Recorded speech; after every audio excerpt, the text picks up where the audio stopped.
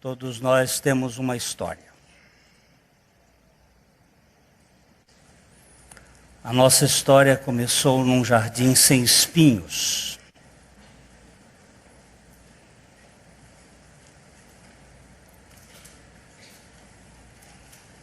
Não havia insetos, nem morte.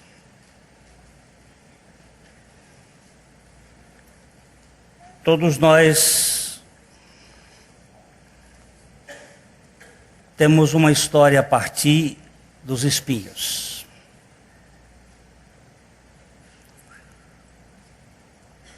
As flores, muitas delas,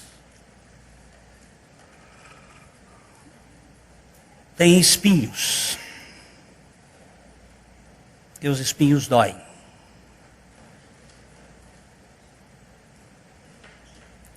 A dor é uma realidade. E ai de nós se não houvesse dor. Aqueles que sofrem de Hansen, doença de Hansen, também chamada de lepra, podem botar a mão no fogo e não sentir. E queimam. E depois vem uma infecção e perdem os dedos e muitos outros órgãos por falta de dor.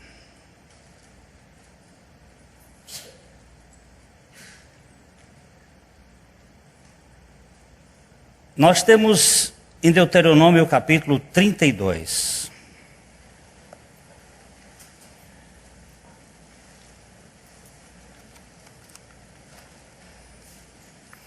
Capítulo 32 de Deuteronômio, versículo 39.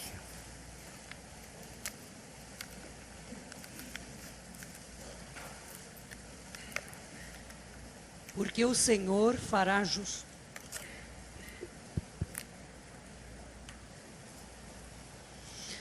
Porque o Senhor fará justiça ao seu povo. 32, 39. Vede, agora que eu sou, eu somente, e mais nenhum Deus além de mim. Eu mato e eu faço viver, eu firo e eu saro, e não há quem possa livrar alguém da minha mão. Paizinho, está nas tuas mãos o matar e o ressuscitar, o ferir e o sarar. E só tu podes fazer uma obra real nas nossas vidas. Nós somos um montão de coisa. A nossa história tem muitas histórias, mas nós queremos ser tratados por Ti. Só o Senhor pode sarar a ferida, que o Senhor mesmo faz. Fala conosco esta noite. Trata com os nossos corações. Eu preciso. Em nome de Jesus. Amém. Alguns aqui já enjoaram deste velho poema de Raimundo Corrêa e até já imitam nas reuniões por aí. Se a cólera que espuma, a dor que mora na alma, e destrói cada ilusão que nasce, tudo que punge, tudo que devora o coração, no rosto se estampasse, Se pudesse o espírito que chora ver através da máscara da face quanta gente que inveja agora nos causa, então piedade nos causasse. Quanta gente que ri, talvez consigo guarda um atroz recôndito inimigo, como invisível chaga cancerosa. Quanta gente que ri, talvez existe, cuja aventura única consiste em parecer aos outros venturosa. O nome deste soneto é Mal Secreto. O mal da alma.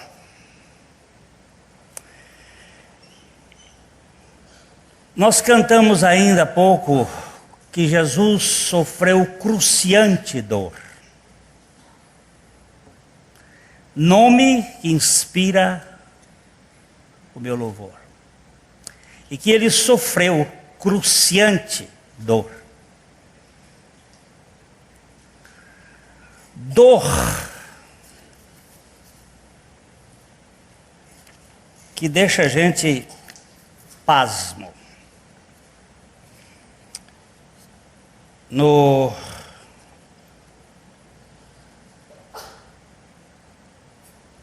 The International Standard Bible Encyclopedia, eu achei essa descrição da crucificação de Jesus Cristo.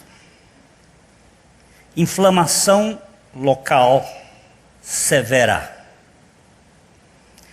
acrescida de uma hemorragia insignificante, lenta, das feridas abertas, produzindo febre traumática, que era agravada pela exposição ao calor do sol, e podia demorar vários dias. Casos de crucificações que demoraram 70 e tantas horas.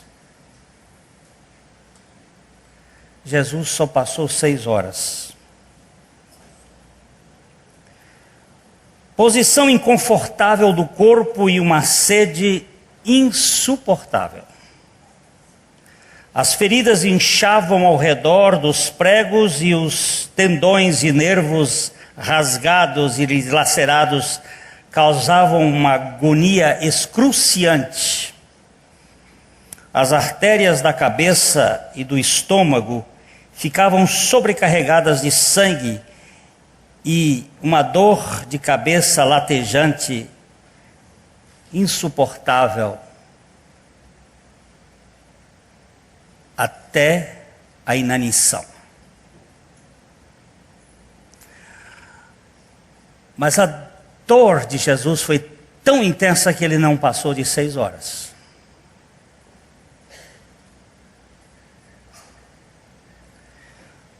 Foi uma dor pelos meus, pelos seus pecados.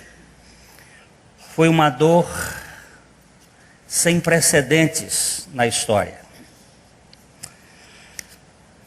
Nós vamos ler em Isaías capítulo 52.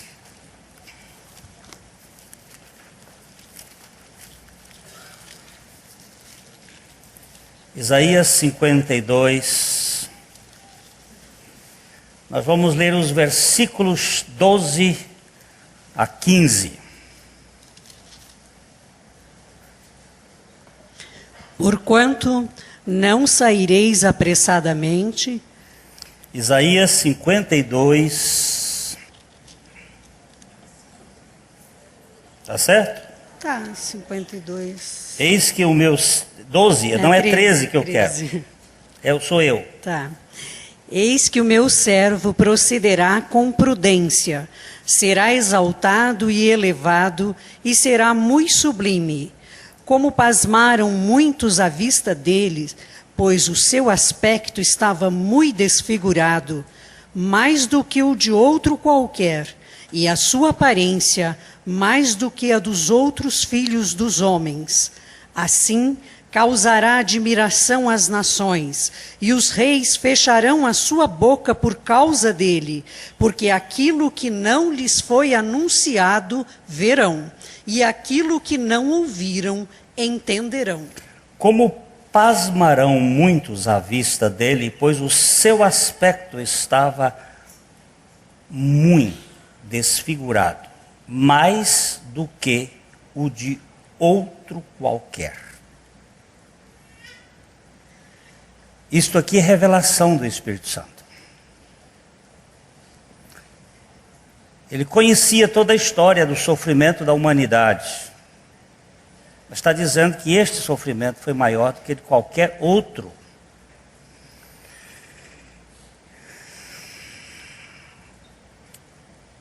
Todos nós temos uma história de espinhos na carne. Dores. Dores que ferem a nossa alma. Traumas, feridas e contusões. Muitos trazem dos seus antepassados dores invisíveis. Desde uma rejeição no ventre da mãe, até traumas de terceira e quarta geração daqueles que me aborrecem, e que marcam via DNA e gene, lembranças celulares, ou memória coletiva, dores da alma.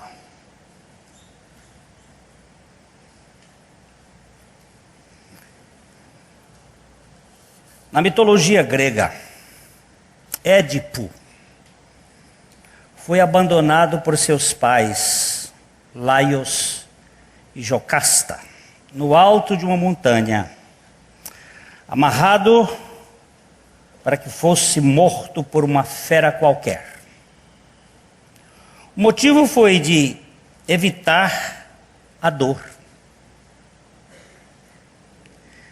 Eles queriam retirar a dor da família, porque havia sido advertido por um oráculo de que o filho mataria o pai e se casaria com a sua mãe. E mais tarde, ele foi resgatado por um pastor de ovelhas que o achou amarrado.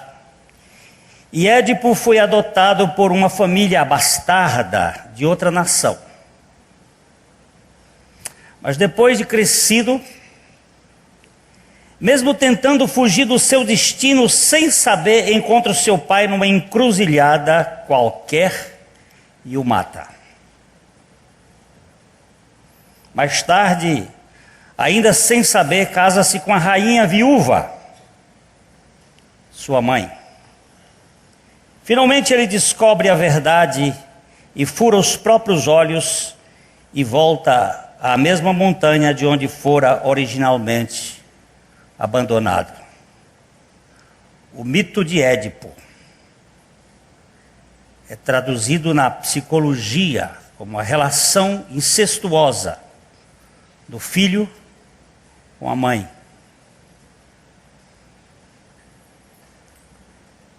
É o comportamento edipiano, muito comum nos relacionamentos. Por isso, existe uma questão que a Bíblia fala, que é o problema da sogra com a nora. Não é do sogro com a nora, é da sogra com a nora. Porque o filhinho dela é o filho da sua paixão. O seu amor é de piano. Por causa do sofrimento e da dor, Nós fugimos muitas vezes para outros lugares do prazer. Eu gosto muito do C.S. Lewis. Eu anotei aqui no Problema da Dor, de C.S. Lewis, escritor que tem livros muito bons como As Crônicas de Nárnia, bem conhecido pelo cinema. E C.S. Lewis, ele foi professor em Oxford. Antes de ser convertido ao cristianismo, ele era um ateu. E juntamente com Bertrand Russell e Cyril Joad, eles formavam uma casta de intelectuais que combatiam o cristianismo. 2 deles foram convertidos, menos um, Bertrand Russell. E no livro O Problema da Dor, ele diz: Deus sussurra nos nossos momentos de deleite, mas grita nas horas de dor. Se recusarmos escutar quando Ele nos sussurra, Ele pode usar gritos para chamar a nossa atenção. A dor é o megafone de Deus. Nós estamos brincando com a nossa vidinha aqui. Brincando de diversão. E o mundo é especialista em diversão.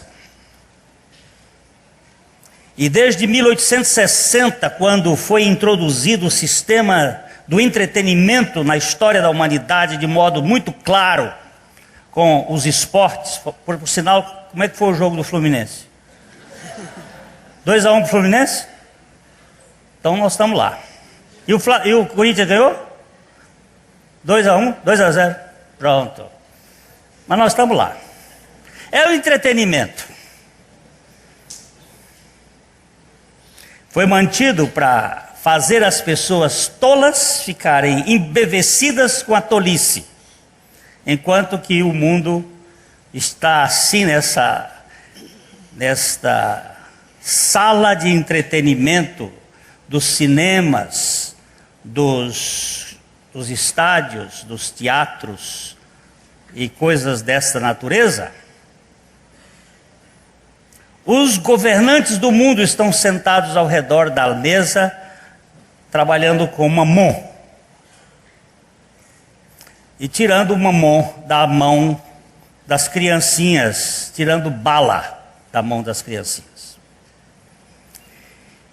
Mas Deus, Ele trabalha com a dor. Você já ouviu muito, às vezes, a pessoa diz assim: se não vem pelo amor, vem pela dor. A dor é esse megafone. 2 amigos judeus conversavam certo dia.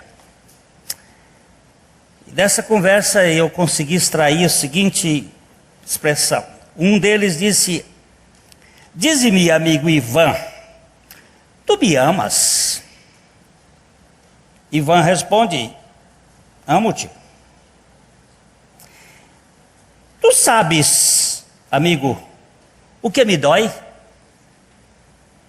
Oh, não. Como posso saber o que te dói?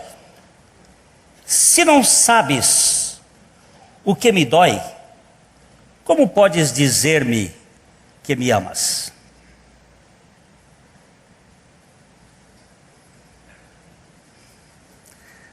Se não sabes o que é dor, o que você sabe de amor? Amor que não dói não é amor. Amor que não sofre não é amor. A minha Bíblia diz que o amor é sofredor. Ou tudo sofre, tudo espera e tudo suporta. Amor é dor. É dor. Queres ser curado?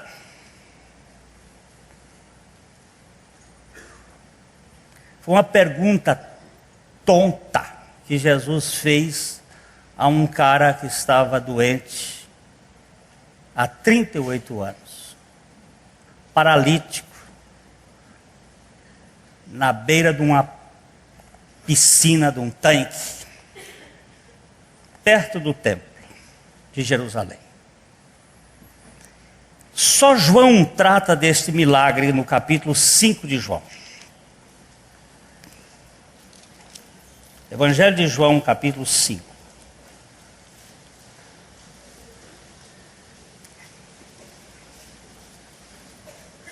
Este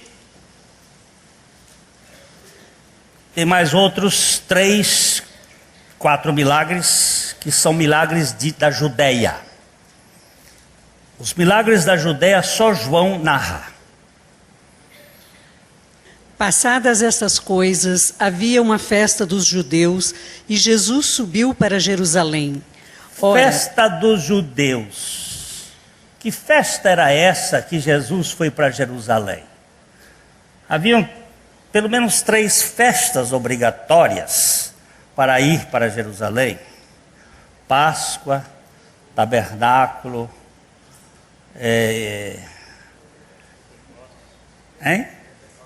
Pentecostes. Esta festa aqui era a Páscoa, festa dos judeus, principal festa, dia 14 de Nisan, primeiro mês do povo judeu. Jesus foi para Jerusalém e havia uma festa em Jerusalém. Verso 2. ora, existe ali, junto à porta das ovelhas, um tanque chamado em hebraico Betesda, o qual tem 5 pavilhões. Espera aí, em Jerusalém, próximo à porta das ovelhas. A porta das ovelhas está bem próximo do templo. É bom esses detalhes. Havia um tanque, chamado em hebraico Casa Bet Seda, Casa da Misericórdia, o qual tem 5 alpendres. 5 na Bíblia é um número muito relevante, é o número da graça. Sempre que você encontrar 5, 1 fala da unidade de Deus, 2 fala da divisão, 3 fala da trindade, 4 fala da natureza, os 4 cantos da terra, 5 fala da graça, 6 fala do homem, 7 fala do completo, da perfeição, 8 fala da ressurreição, 9 fala dos dons do Espírito, 10 do governo da terra, 11 da carência, daquele que falta, 12 do governo do céu. Só até aí, para a gente ter, porque depois 13, 14, 15, todos eles têm um significado. 5 é o número da graça. Estava em Jerusalém, próximo, continue a sua leitura aí. Nestes jazia uma multidão de enfermos, cegos, coxos, paralíticos, esperando que se movesse a água, porquanto um anjo descia em certo tempo, agitando-a. E o primeiro que entrava no tanque, uma vez agitada a água, sarava de qualquer doença que tivesse. Presta atenção, vamos voltar para o 3.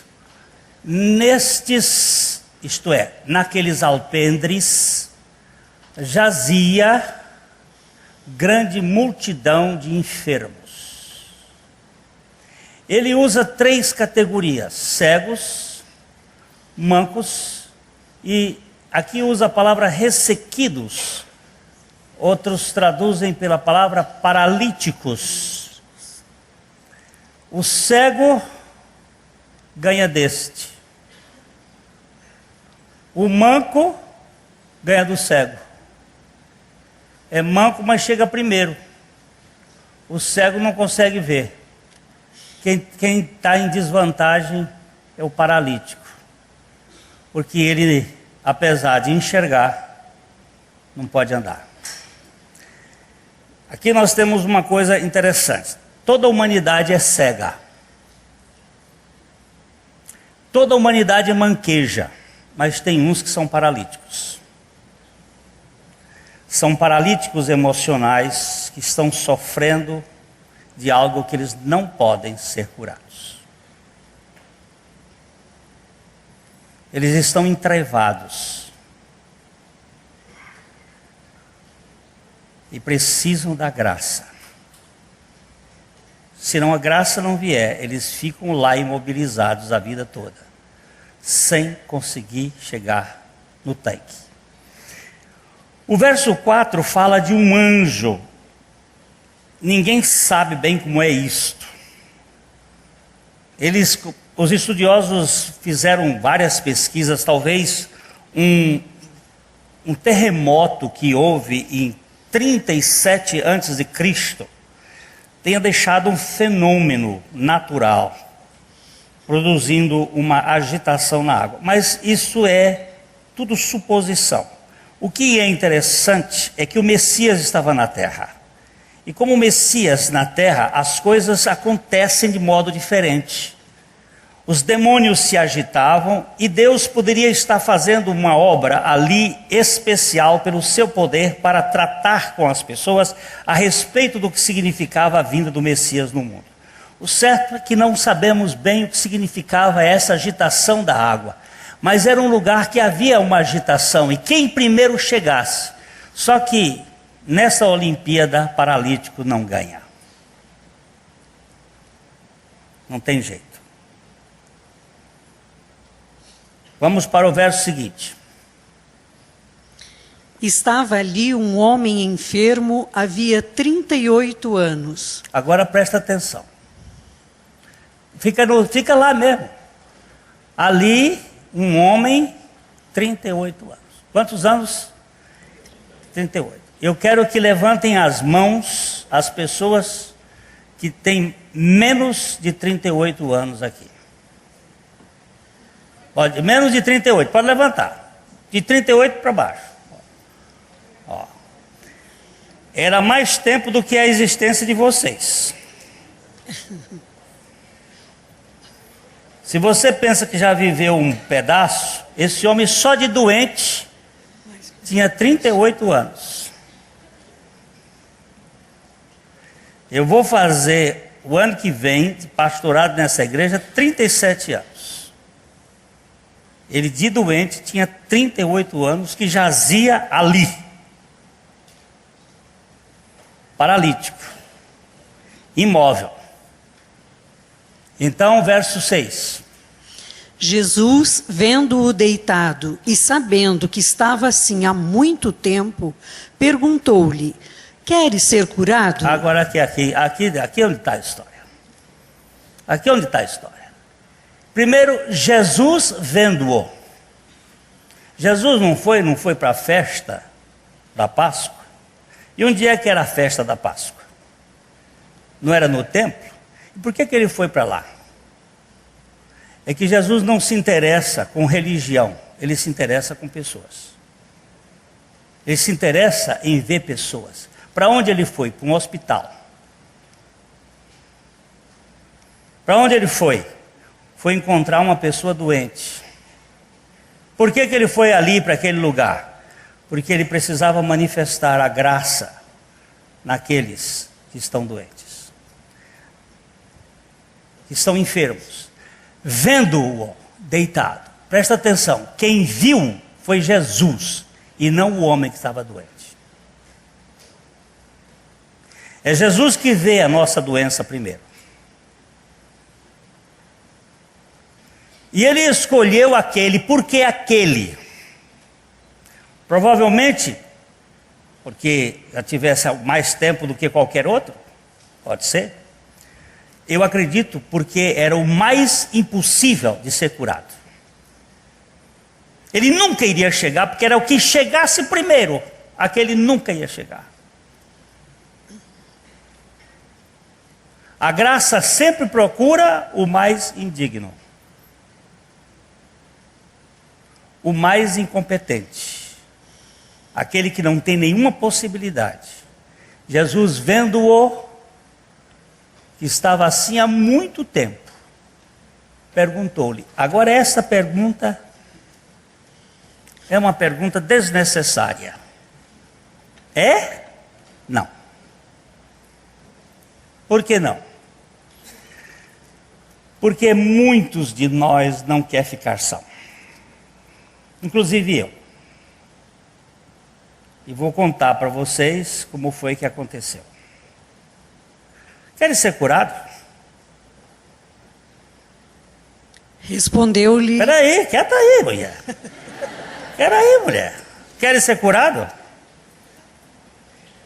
Mas se eu for curado, como é que eu vou parar de gemer? Se eu for curado, como é que eu vou parar de chamar atenção? A doença, para mim, é uma desculpa. Eu tenho que ter uma doença para que as pessoas saibam que eu sou um coitado. Eu tenho que ter uma doença para chamar a atenção dos outros e as pessoas poderem me demonstrar amor, porque eu sou um carente de amor. E sendo um carente de amor, como é que eu vou se eu não tiver uma enxaqueca?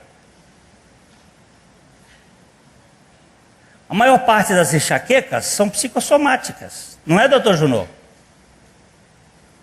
A maior parte das doenças não são psicossomáticas, doutor Junô? Fala alto. Opa, sim. E por que nós ficamos doentes?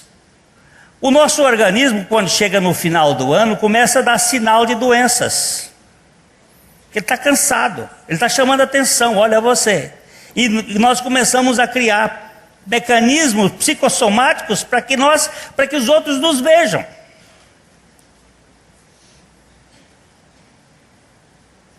Sem doença, como é que eu vou ficar? Como é que eu vou ficar sem reclamar? Eu agora vou viver louvando a Deus por tudo? Se eu ficar louvando por tudo, ninguém vai me olhar. Vai dizer, esse fulano é muito feliz, olha o Júlio ali, olha, o cara sempre rindo, alegre, nem dá bola para ele. Aí vai ficar, aquele cara lá, ó, pronto. É assim que a gente faz com a doença. Por isso a pergunta de Jesus é muito mais séria. Queres ficar são? Eu pergunto para você, porque Deus... Sexta-feira a Graça está aqui do lado, nós fomos lá com um grupo para Mauá da Serra, onde foi batizado hoje o Geraldinho. Entre os 12 batizados, ele lá de Mauá. Teve o Fernando, o Maurício, o Dagoberto, a Cidinha, o Dioclemia, a Laudiceia, o Alessandro, a namorada do Alessandro, e eu, hein? Ricardo. Nós fomos para lá. E houve um momento de adoração, e nós nos prostramos para adorar, e o Senhor foi tratar comigo. Querem ser curados?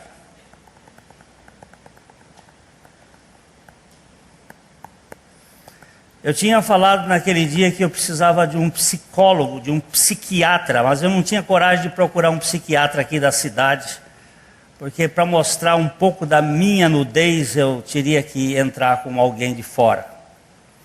E quando eu me prostrei naquele chão, ele me pergunta, quer ser curado?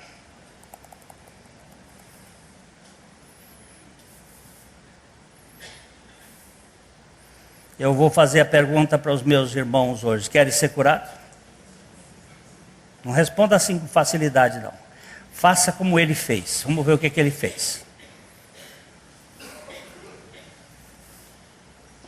Respondeu-lhe o enfermo: Senhor, não tenho ninguém que me ponha no tanque quando a água é agitada, pois enquanto eu vou, desce outro antes de mim.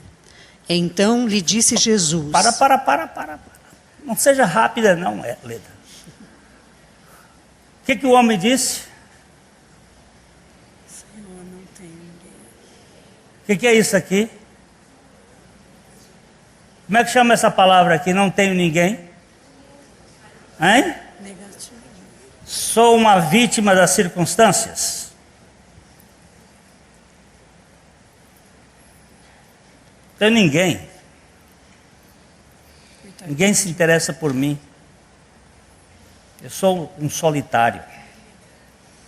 Ninguém gosta de mim. E era verdade, sabia por quê?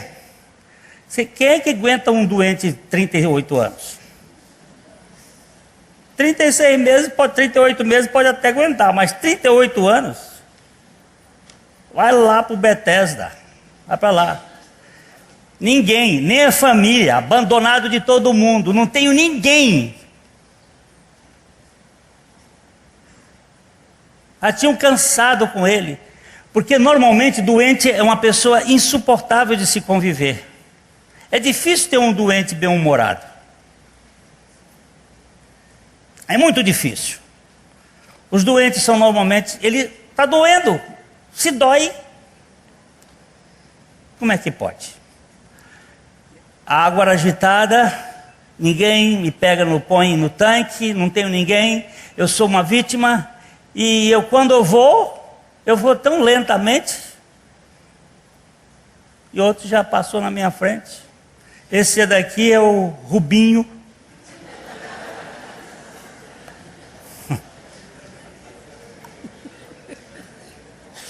O Rubinho da Fórmula 1. Ninguém, todo mundo ganha dele, menos... Isso é a realidade. Quer ser curado, filhinho? Não tem ninguém, senhor, sabe? O senhor está... Agora vamos para o outro. Vamos agora sim. Então lhe disse Jesus: levanta-te, toma o teu leito e anda. Peraí. Por que o senhor não toca nessa pessoa aqui? O senhor tocava em tantas pessoas, por que o senhor não tocou nesse? Por que o senhor não estendeu a mão?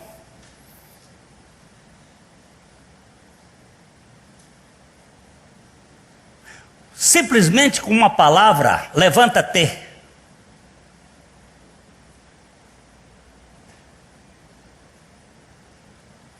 Para a menina Talita, ele pôs a mão e disse: Talita, come. Menina, levanta-te.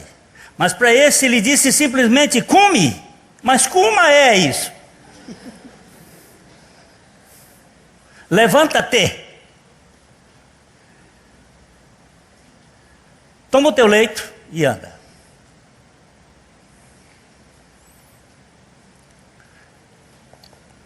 Você quer ser curado? Levanta-te. Sai daí desse estado de vítima que você está. Jesus não disse assim: coitado de você. Tadinho. Como é que é tadinho? Tadinho. Tadinho de você. Ele não disse, ele disse simplesmente: você tem uma história triste, não comentou a história dele. Jesus não comenta a nossa história. Por quê? Porque ele é o que mata e o que faz renascer. É o que fere e é o que sara. É já que nós vamos pegar nesse ponto. Levanta-te, toma o teu leito e anda. O problema, meu irmãozinho, é que isso era num sábado. Por que Jesus não fez isso na sexta-feira? Ou por que ele não fez isso no domingo, na segunda-feira? No primeiro dia da semana? Por que ele foi fazer exatamente naquele dia? A festa era de 7 dias. Começava num sábado, terminava no outro sábado. Quer dizer, 8 dias, mas de um sábado a sábado. Ele começa no primeiro sábado. E faz uma ruaça desta.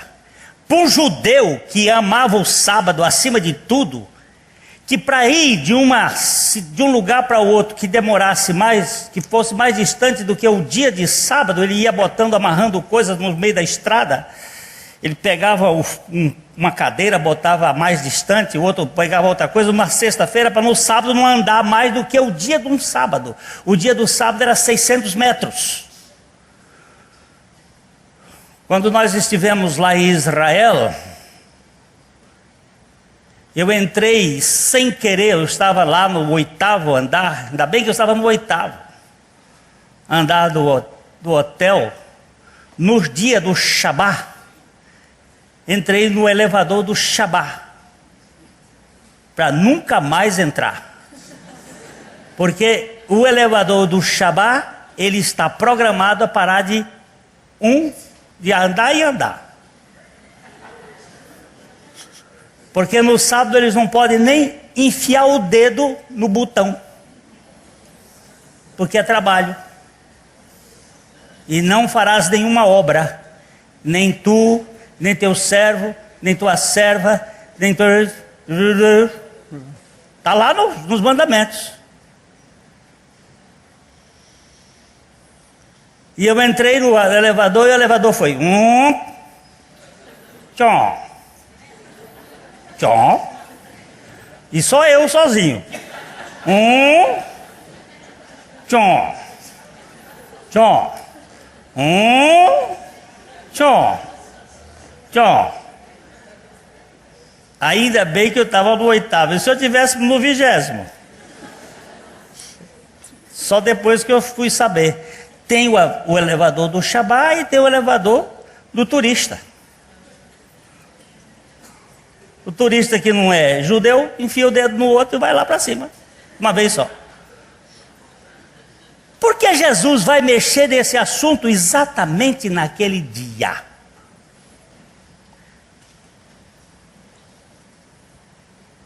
Ele não veio para cumprir a lei? E ele não cumpriu a lei? Mas começa a estudar, meu irmãozinho, quantos foram os milagres que Jesus fez no sábado. Você vai assustar. Ele tinha privilégio de irritar judeu. Tinha um que chegava na sinagoga, estava com a mãozinha esticada, e ele olhou para todo mundo assim, e viu que o cara tinha uma mãozinha esticada, chamou o cara, vem para cá para o meio. A mãozinha ressequida, ele diz assim, estira a mão. Pronto, a judeusada ficou toda brava. Não era à toa que os caras foram pegar ele na cruz. Porque ele mexeu com a religião. E se é uma coisa que gente zanga, é mexer com religião. Com seus costumes, com seus hábitos.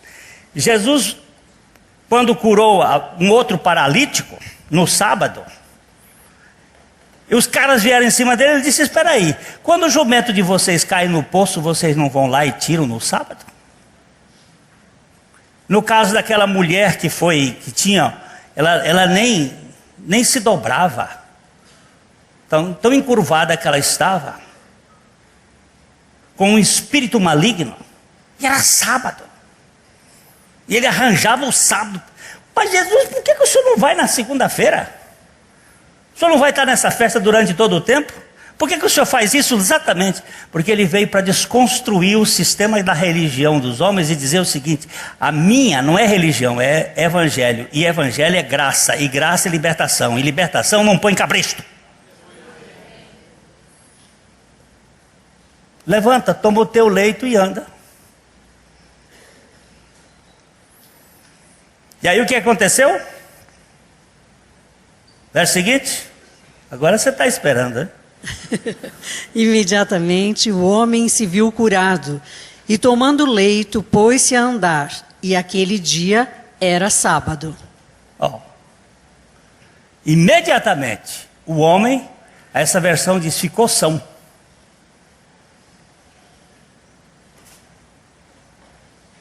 Você imagina, eu tenho vários médicos hoje aqui, eu vou perguntar o seguinte: um homem que está 38 anos sem andar, como é que estão os músculos dele?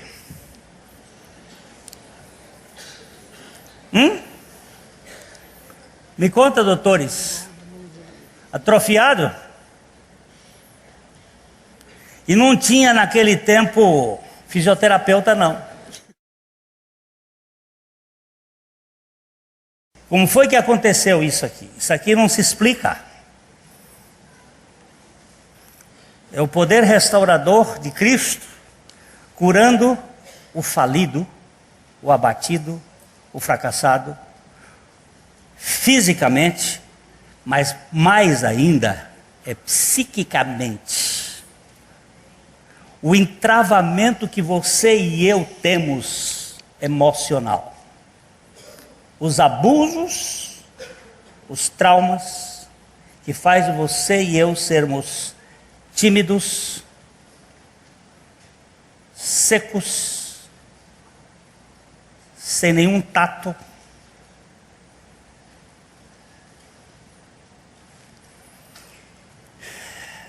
Este homem que tem me feito muito bem chama-se Brennan Manning. No livro dele, O Obstinado Amor de Deus, ele fala de uma peça, o anjo que agitava as águas, baseado nesse texto, de um autor americano, que dramatiza o poder do tanque de Betesda de curar as pessoas toda vez que o anjo agitasse suas águas.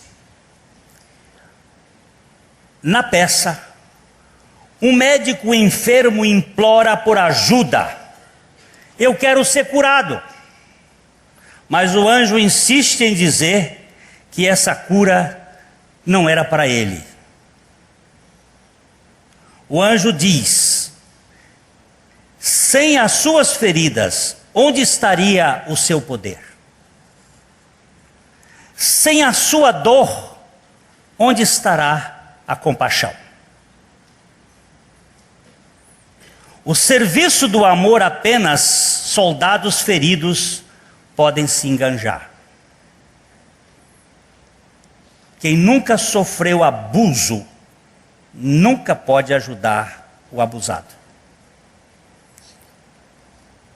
E naquele domingo de manhã, lá na Chácara Canaã, depois de contar pela 20ª, milionésima vez sobre o meu abuso sexual, alguns irmãos que já diziam estar enjoados. Foi você que falou que estava enjoado de ouvir?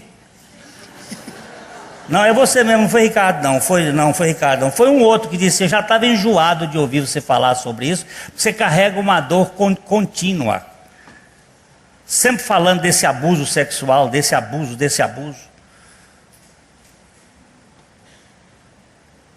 16 pessoas se levantaram lá, que foram abusados também.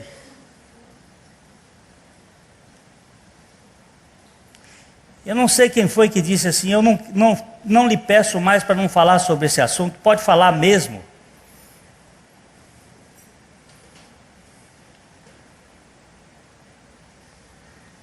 Porque o casal só pode ajudar outro se passar por dificuldade. Se não passar, não vai ajudar como?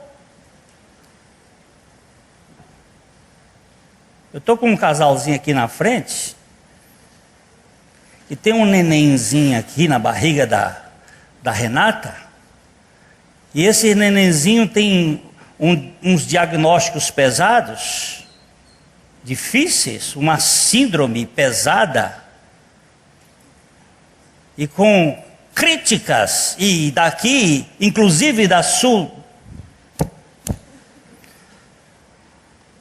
obstetra, que queria que tirasse a criança.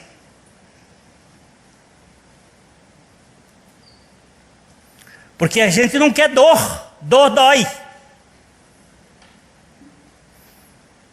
Mas como Pedro virá, eu não sei, mas está nas mãos de quem pode.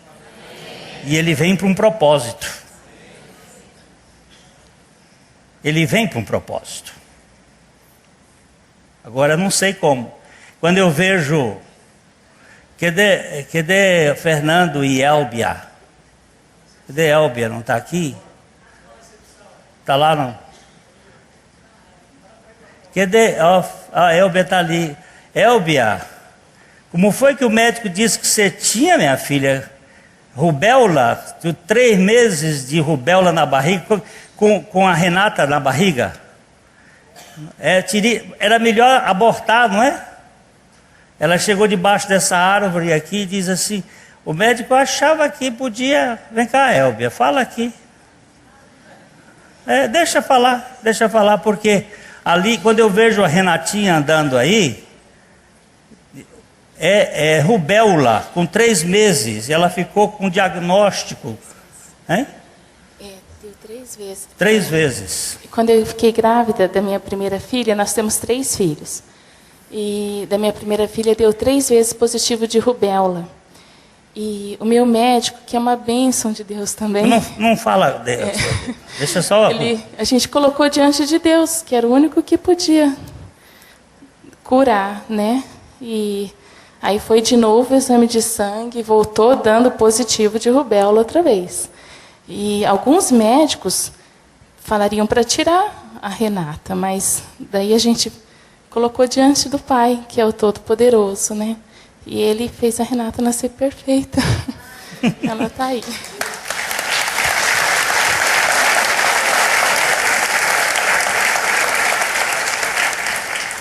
E se ela não nascesse perfeita? Teria uma bênção. John Haggai, o filho dele, o único filho, nasceu, e o médico que atendeu aquele parto estava bêbado. E na hora de pegar a criança pelas pernas,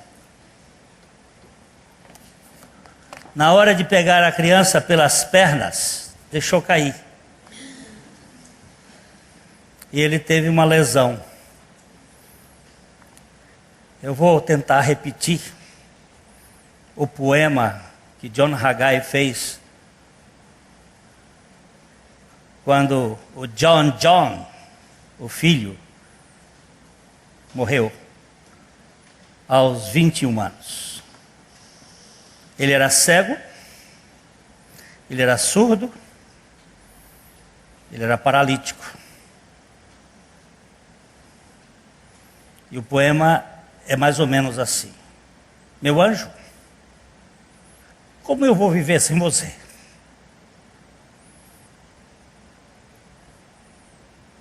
Os teus olhos azuis são mais azuis do que o mar. E teus olhos azuis me ensinaram a amar. O teu sorriso, sem saber quem eu era, mas sabendo quem eu sou, me dava alento para viver. John, como é que eu vou viver sem você? Você era meu ânimo para voltar a cada momento à tarde e ver você deitado como o anjo que Deus me deu para que eu crescesse na dependência dele.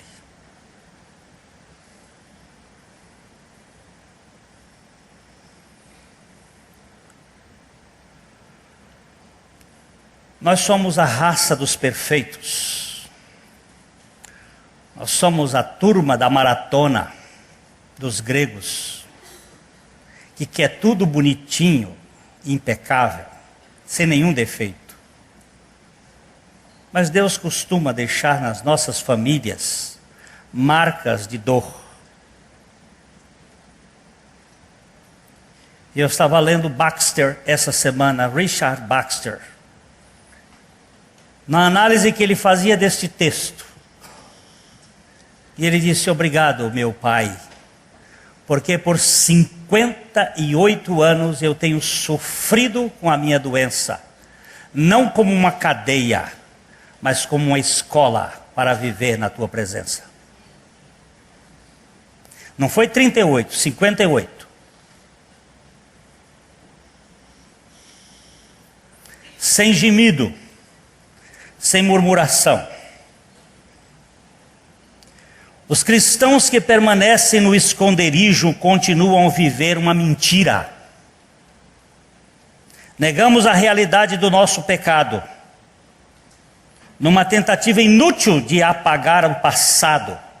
Privamos a comunidade do nosso dom de curar. Se ocultamos nossas feridas por temor ou vergonha, nossa escuridão interior não pode ser nem iluminada, nem tornar-se uma luz para os outros.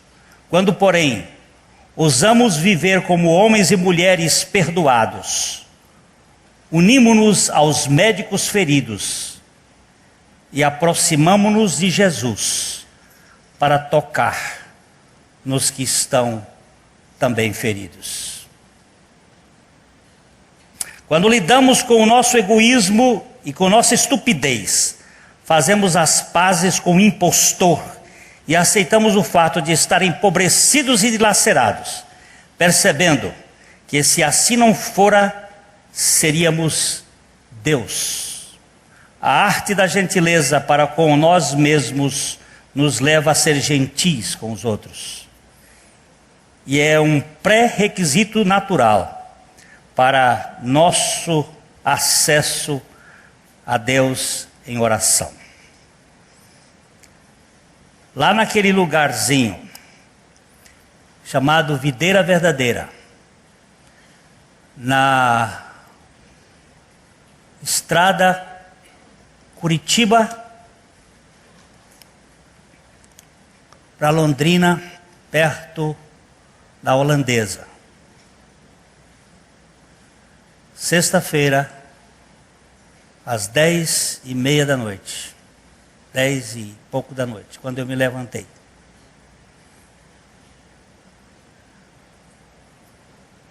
Eu estava deitado no chão, de barriga no chão, prostrado, com Fernando Prison, estava assim do lado, orando, mais os outros ao pé, a Graça na frente, e prostrado.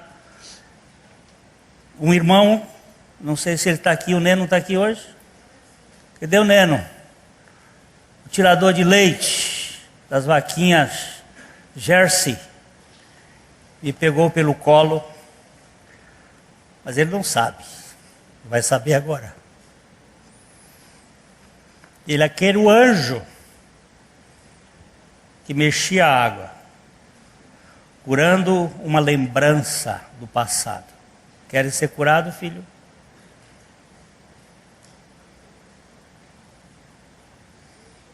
Queres ser curado?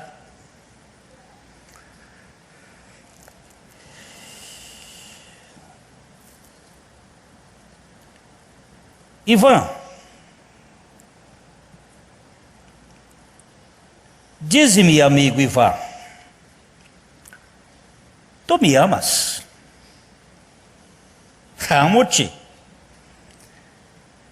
Sabes, amigo, o que me dói? Oh, não, como posso saber o que te dói? Se não sabes o que me dói, como podes dizer-me que me amas?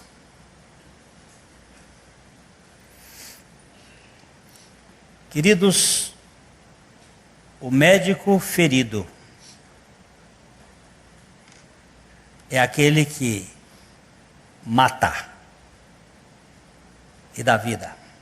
Mas presta atenção, ele mata e dá vida. Mata pressupõe que tinha uma vida.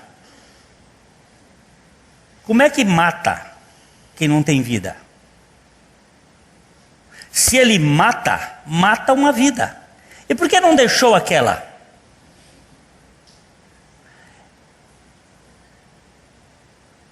A cartinha do menino de 7 anos para Papai Noel. Por que o senhor tem que deixar os velhinhos morrer? E fazer a criança nascer toda vez? Por que não deixa os velhinhos serem crianças eternas? Por que matar?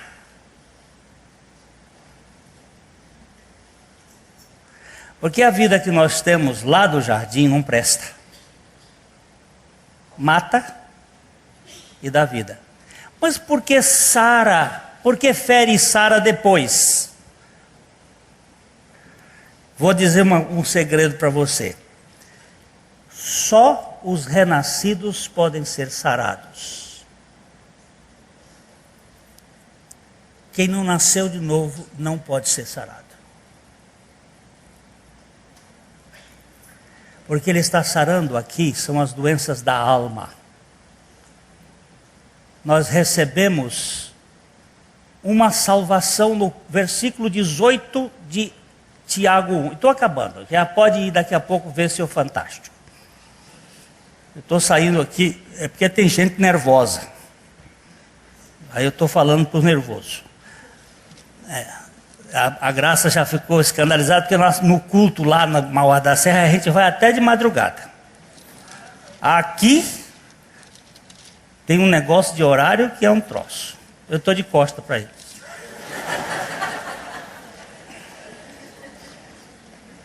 Eu estou curado, gente. Você não sabe o que aconteceu, e está acontecendo comigo de sexta-feira para cá. Olha, domingo foi uma festa aqui, e segunda-feira o diabo plantou lá em casa. E de segunda até sexta foi visitas diárias até me chegar o ponto. Mas vamos lá. Tiago 1,18, minha filha.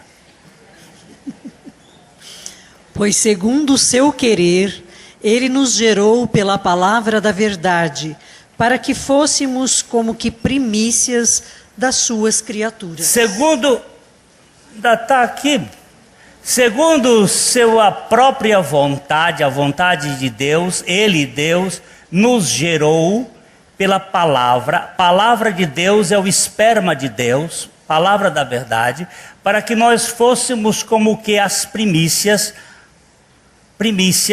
das suas criaturas. Mas que criaturas são essas? São as criaturas regeneradas, que ele matou e tornou a dar vida. Agora vai para o verso 21. Portanto, despojando-vos de toda impureza e acúmulo de maldade, acolhei com mansidão a palavra em vós implantada, a qual é poderosa para salvar a vossa alma. Ele salvou o meu espírito pela palavra, me regenerando. Mas agora ele diz assim, despojando-vos. Despojar é tirar do morto. A gente furta de uma pessoa distraída, rouba de uma pessoa com um revólver na mão, com alguma arma. Roubar é um ato violento, furtar é um ato distraído. Você rouba ou furta de pessoas vivas, mas de pessoas mortas você despoja. Despojar é tirar do morto. Na guerra, os defuntos estavam lá cheios de anéis, de ouro, de coisa. Vem o outro que ganhou a guerra e vai despojando do morto. Quando a Bíblia diz despojai-vos, significa que houve uma morte. Despojando de toda sorte de quê? Imundícia. Eu tenho muitas imundícias e umas já foram curadas. E todo vestígio de maldade acolhei com mansidão. Veja a sua versão ali que está melhor do que essa daqui. De novo. Portanto, despojando-vos de toda impureza e acúmulo de maldade... Acúmulo. É uma camada, outra camada, uma camada no primeiro ano de nascer, outra camada depois de 2 anos, é briga, é problema, é dificuldade em casa, é uma camada, outra camada, acúmulo de maldade que formaram na nossa personalidade. E agora vai ser tratado. Acolhei com mansidão a palavra em vós implantada. Ela já foi implantada. Mas acolher com mansidão a palavra em vós implantada, a qual é poderosa, a palavra é poderosa para salvar as vossas almas. Não está falando de salvação do Espírito. O Espírito morreu em Cristo, fomos crucificados e ressuscitados em Cristo. Ele mata e dá vida. A vida de Adão já foi, agora temos outra vida. Agora ele fere e ele sara. Ele feriu e agora ele vai sarar. Só quem é sarado são as novas criaturas. Mas ele sara mesmo. Eu posso contar para vocês que sara mesmo, porque eu estou sarado.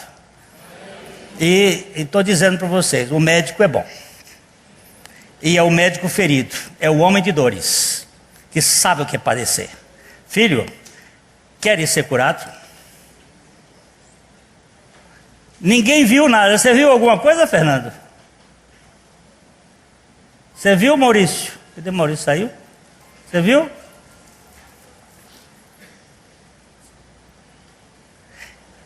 Fica para outro dia. Depois que Jesus curou, sabe o que ele fez? Retirou-se. Não quis aplausos e nem ficou preocupado com a crítica. Sumiu. Escafedeu-se. Toda vez que ele cura, ele sai de cena, porque ele agora vai depender. Não tem essa outra coisa. Irmãos, eu quero fazer uma pergunta para você. Você tem feridas na sua alma? O Senhor Jesus está dizendo, perguntando para você, queres ser curado? Levanta. Toma o teu leito. Toma a tua cama. Toma teu estado de ficar aí reclamando dessa situação e andar. Esta é a mensagem que Deus me deu para hoje, para contar para vocês, da minha própria experiência, sexta-feira passada. Está muito fresquinha. Vamos ver o que Ele vai fazer daqui para frente. Sarado, sem medo, aceito, pela graça de Deus. E Ele tem para todos nós. A graça é para os falidos, os que já fizeram tudo e não podem ser libertos. Gosto muito dos Alcoólicos Anônimos. É um dos grupos que eu gosto deles. Também tenho apreciado os Consumidores Anônimos e outros grupos. Sabe por que eles ficam anônimos? Porque eles não podem se manifestar, porque os outros legalistas contabilizam as faltas. Eu queria formar uma igreja dos anônimos, dos sofredores anônimos. Não sei se a Igreja Batista vai aceitar este pastor daqui para frente. Se não aceitar, nós vamos ir para uma igreja dos anônimos, daqueles que podem se abrir sem medo de ser curados. Mas só pode se abrir naquele lugar, porque lá fora na passarela não dá para abrir, porque na passarela tem crítica por causa da performance. Um parente meu lá no Piauí me contou que as vacas dele ficaram tão magras, que pareciam a Gisele Bündchen andando na passarela.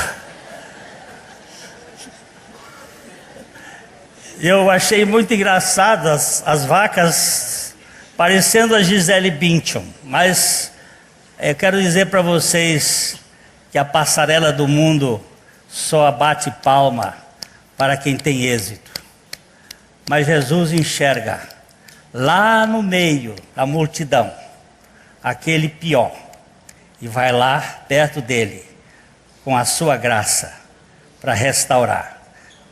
Não saia daqui sem esperança, porque o Senhor Jesus, Ele é especialista em bagulho. E se você faz parte dessa turma, pode ter certeza que Ele vai olhar para você. Agora, se você for um especialista do sábado, um judeu de classe elevada, Vai para a sinagoga e aprenda as leis da religiosidade que vão corroer sua alma e vão lhe manter frio e sem sensibilidade com aqueles que sofrem. A mensagem que você acabou de assistir faz parte do Ministério de Comunicação Palavra da Cruz. Temos um grande acervo de estudos bíblicos em áudio e vídeo. Distribuímos também, gratuitamente, o jornal mensal Palavra da Cruz. Entre em contato conosco pelo fone fax 0 operadora 43 3322 3037 ou pelo e-mail com@palavradacruz.com.br. Visite-nos também pelo site www.palavradacruz.com.br. Graça e paz.